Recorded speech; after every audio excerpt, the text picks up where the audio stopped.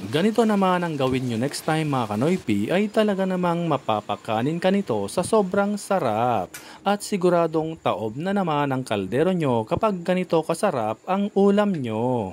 Kung mahilig kayo sa tahong, tara na at umpisahan na natin.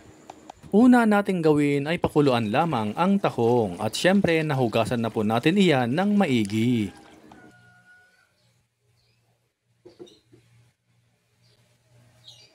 Once na ito ay kumulo na, patayin na natin ang apoy at hanguin na ito. I-drain natin at banlawan natin ng malamig na tubig.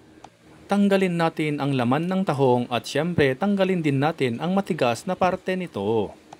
Paki-comment naman mga kanoypi saang lugar kayo nanonood para alam namin kung saang lugar nakaabot ang video na ito. Kapag natanggalan na lahat ng laman, isasantabi muna natin. At sa isang kawali, ipan-fry natin ang pork belly o pork liempo hanggang sa ito ay magmantika. Haluin din natin ito ng paminsan-minsan. At once na ganito na ang naging itsura at nagmantika na ito, umpisan na nating igisa ang mga aromatics. Pwedeng bawasan ang mantika kung sa tingin nyo ay marami. Gisahin na natin ang luya.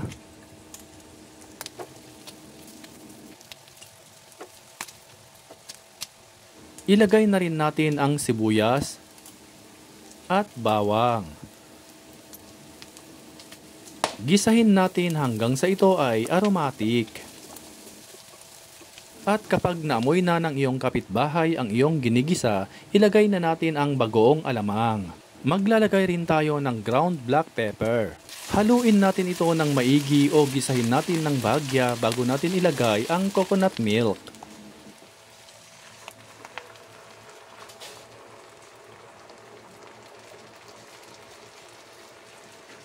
Lagyan din natin ito ng kalahating pork nor cubes pandagdag lasa. Haluin natin ng maigi at lutuin natin sa katamtamang apoy hanggang sa mag-reduce ang kanyang sauce at huwag kalimutang haluin ng paminsan-minsan. Once na lumapot na ang kanyang sauce o nagmantika na ng bahagya, ilagay na natin ang tahong. Haluin natin ito ng maigi at lutuin pa natin for a minute only.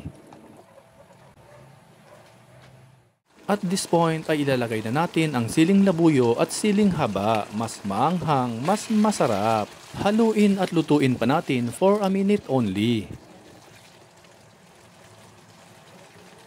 Ayan, at luto na ang ating pangmalakasang tahong recipe na siguradong mapapakanin ka na naman sa sobrang sarap. Sino ba naman ang hindi mapapakanin kapag ganito kasarap ang ulam mo? Perfect na perfect ito sa mainit-init mong kanin at syempre malamig na soft drinks.